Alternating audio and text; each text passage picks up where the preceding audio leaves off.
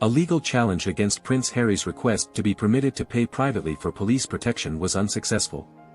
His security arrangements altered and the prince ceased to be a working royal, prompting his attorneys to request a judicial review of the decision to reject his offer to pay for protection in the UK.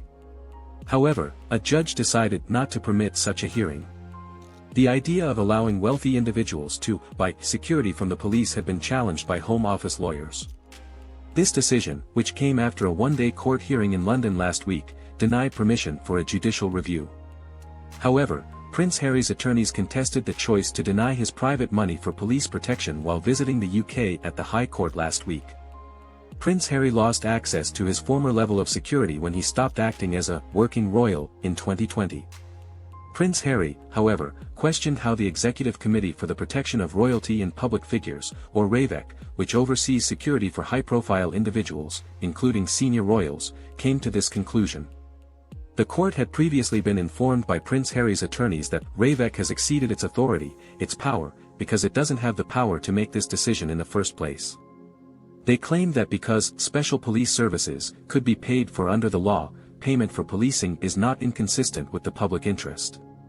But lawyers for the Home Office said the type of protection under discussion, which could mean specialist officers as bodyguards, was not the same as funding for extra policing for football matches. A barrister for the Metropolitan Police argued that it would be unreasonable to expose officers to danger because of payment of a fee by a private individual. The Home Office legal team said the Ravec committee had unanimously rejected the offer of private payment and that it was a matter of policy to oppose the idea that a wealthy person should be permitted to buy protective security. The Home Office said there was no requirement for the Ravec committee to allow Prince Harry to make representations to them and there was little prospect of the decision being changed. Given the nature of the arguments now advanced by the claimant, the court can be confident that such representations would have been highly likely to have made no substantial difference in any event, the Home Office's lawyers told the court.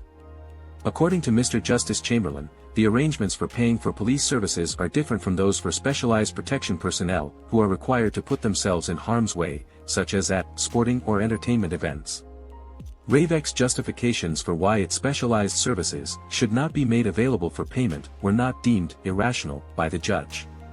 This case, which Prince Harry claimed was meant not to impose on the taxpayer for security expenditures, was unsuccessful.